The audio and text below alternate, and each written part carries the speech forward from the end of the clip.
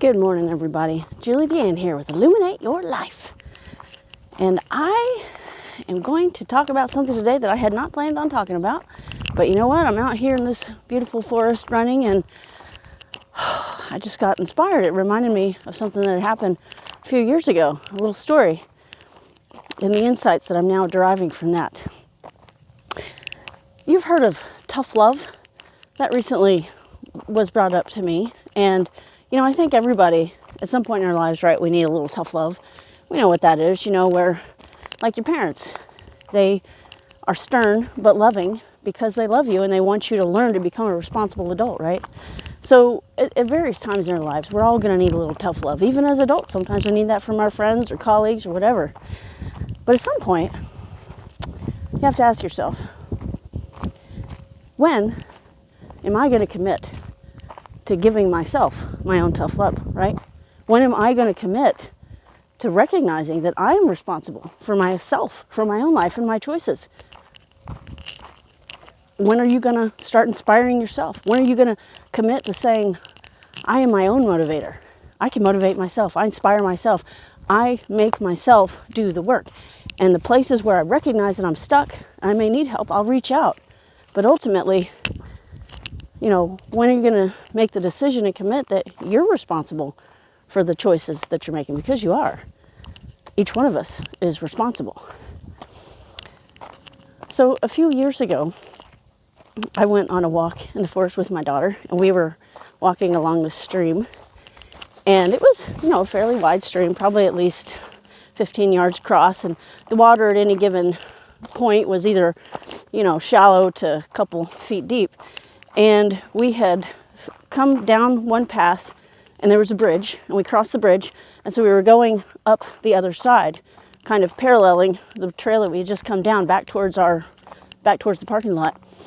And I was wondering in my mind, I was like, well, I think there's another bridge up here. I don't know. I hope so. But at some point we came across a huge, thick tree, you know, probably at least like about the thickness of this one right here.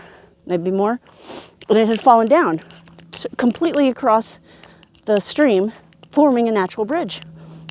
And we came upon this, and I stopped and I looked at it, and I was like, "Ooh, this is exciting!" And I was thinking, "Well, shoot, that thing is wide enough and strong enough and sturdy, you know, both sides." And you know, I made an assessment, and I was like, "We can cross here." And I looked at her and said, "Hey, you want to cross here?" And she said, "I don't know, I guess." And she was let's see, a few years ago. So she was probably around 9 or 10. And so I get up on the log and I start walking across, and it was wider at that end because that's where the base was. And as I was about midway across, I thought, well, I want to make sure I don't fall. So I just kind of crouched down, not in a full squat, but kind of just bending my knees where I could put my hands on the log in front of me. And so now I was like on all fours, kind of, you know, continuing to slowly but steadily walk my way across this log, across this tree. And at some point also, my mind was thinking, you know, I'm still moving, but I stopped. I grabbed, you know, put my hand on my pocket, make sure, oh, my phone, I want to make sure that doesn't drop in the water. That wouldn't be good. Or the keys. And I secured, you know, they were secure, and I just kept going. Got to the end, stood up, you know, finished walking across, jumped off, and thought, yes, success. That was great. And I turned around, and my daughter was already halfway across the log. Now at this point, I don't know how she'd started because I didn't see her start, but she was in the crouched position just like I had been with, you know, her hands and her feet on the log, just walking, you know, making her way across very carefully. And she was definitely, you know, paying attention to what she was doing.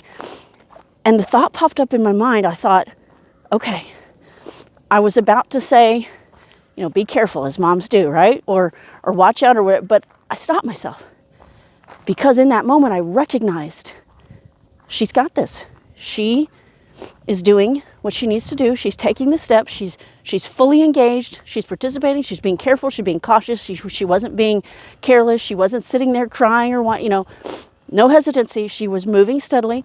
I didn't need to interfere. I didn't need to do anything to distract her. So I didn't.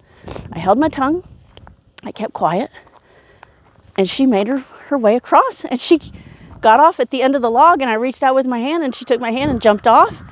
It was phenomenal. I was so proud of her. And we both cheered about that.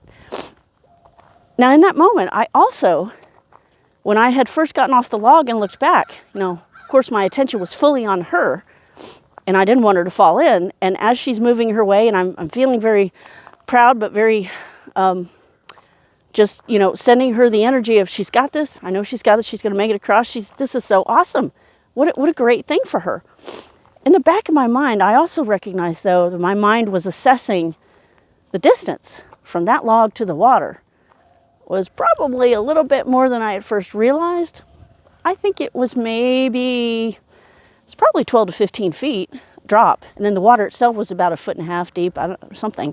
And there were rocks in there. Yeah, big rocks too. And, it definitely would not have been good to fall in the water. It wasn't until after we both finished, though, again, my mindset was not fear. It was simply caution, solution-oriented, making sure everyone is, she's safe, it's okay, and just sending her, loving support. As we were walking away later, though, I started kind of thinking about it. I was proud of us for doing it, but I also thought in my mind, that could have been really bad if one of us had dropped or fallen in the water, right? If, we could have been hurt.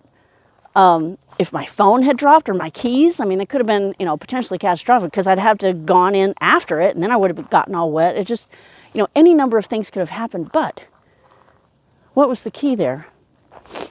In the beginning, I assessed the situation. I made a decision. And then I took action.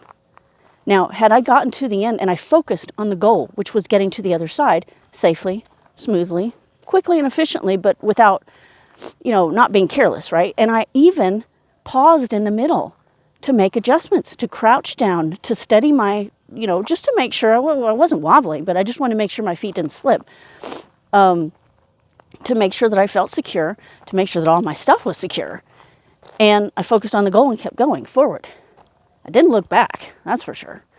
And I didn't look down at the water, and I didn't think about all the doubts and the worries and what ifs. No, just focus on the goal, right? The other thing, when I stopped at the end and turned around, had my daughter been on the other side and expressed doubt or fear, I would have given her several options. I would have asked her first, what do you want to do? But if she hadn't felt fully committed to going across by herself, then I would have highly encouraged her not to do it. Because if you're not committed, if you don't feel confident enough to do it, maybe it's not the time. And I would have either crossed back over and we would have walked back, or we could have parallel walked back to the bridge where she could have crossed over to join me. There's a lot of options there. But the thing is, I wouldn't have berated her. I wouldn't have yelled at her. I wouldn't have tried to force her. I wouldn't have gotten after her. I certainly wouldn't have made fun of her, any of that, right? And letting her trust herself, letting her trust in her own decisions, her own decision making. And when she committed, I turned around, she was already halfway across that log. I had given her an example of how to do it, a confident example of success, right? It's just like what coaches do, right? You see them doing something successful, you want to do that too. You want to emulate that. So you follow the steps, the process. And you may make adjustments along the way, which, she probably started out on all fours. Maybe she didn't start standing up. Maybe some people, you could have straddled it. And I mentioned that to her later. I was like, one thing you could have done was just straddled it. You could have put your legs on either side, just kind of slowly inched your way across. There's a million ways to do anything. But she made her own decisions, which is great. And she trusted in her judgment. And I trusted in her to make her own decision and to trust in herself. And that's what each of us as adults, that's what we have to learn to do. And that's what we're doing as parents, is raising kids who can make those responsible decisions for themselves and trust their judgment. And each one of us as adults, that's what we're here to do, is figure out what is it that we want out of life? What is it that we're going for? What is our goal? What is the self-sabotaging behavior that we recognize we do to ourselves all the time? And what are we going to do about it? When are we going to commit to saying, you know what? Enough is enough. I'm stopping this. Either I'm going to make this adjustment, I'm going to change this, or I'm going to reach out and get some help on how can I stop this pattern? How can I repattern this? How can I recognize the self-sabotage in the moment and change it and start to make different decisions and start to move towards my goals instead of constantly diverting my energy or going different ways or, doubting myself, second guessing myself. Growing up, I had a lot of, in my teen years anyway. When I was younger, there wasn't so much. I was pretty assured of my decisions, but at some point, from parents who were, albeit very well-meaning, but were constantly planting seeds of doubt and second guessing and trying to point out all the pitfalls and all the things. And, that's fine. That's what our fear does, right? It comes out to keep us alive and safe and say, hey, watch out for this, watch out for that. That's important. But if you get stuck in that loop and you're constantly worrying and self-doubt and going through, what if this fear and that fear, you get paralyzed. You end up not making a decision, or you don't trust your decisions, and then you jump from one thing to another. This is why a lot of people they'll get one program after another, or they'll go from one place to another, one relationship to another, because they keep looking out there for answers when the answers are in here. You have to go within and ask yourself, what do I want? And what is stopping me? What is the fear and what is the belief at the core of this pattern that is stopping me from getting my goals? And when you're willing to commit to doing this, and then to taking the steps, right, to doing the work, to get yourself out of that self-sabotage, to repattern that belief, and to take those small actions, step by step, just like we did on the log, towards your goal, and keep your eyes on your goal, you will meet with success. You will succeed. I am so thrilled with the progress that I have with some clients now who are business owners. They are parents. They have kids of various ages. But these women are leaders. I coach leaders, not followers. These women are still working full time, and they are starting their own businesses and becoming more and more successful. They are busting through blocks. They are overcoming self-sabotaging behaviors and finding the peace of mind and the calm, confidence, and clarity of vision to move confidently towards their goals and start to achieve successes and achieve their dreams. And that's what it's all about. That's what life is all about. That's what I'm committed to doing, is helping and guiding others to do that same thing, to cultivate that calm confidence within, the trust in your own decisions, so that you can start gaining clarity and taking confident steps towards achieving your goals and desires and creating a life that you love and a life where you could truly thrive.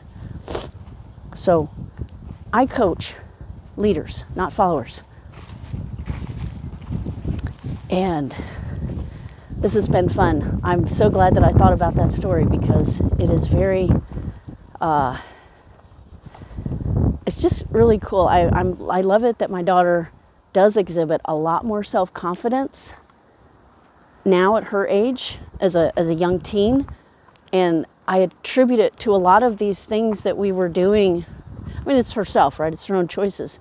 And of course, like any kid, she goes through phases of self-doubt, but she also exhibits an amazing ability to assess situations and make confident decisions for herself and trust her own choices.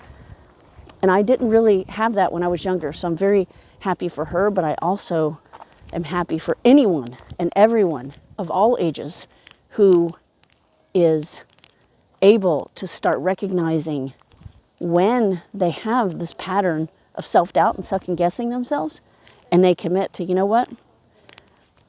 I'm going to stop this. I'm going to trust in my decisions, and I'm going to start committing to making confident decisions and trusting in them and moving forward. Because anything that you commit to and you take the steps and you follow through and you do the work, and that's the thing, you have to do the work. You may get help, but it's you doing the work. Anything you commit to, you will achieve.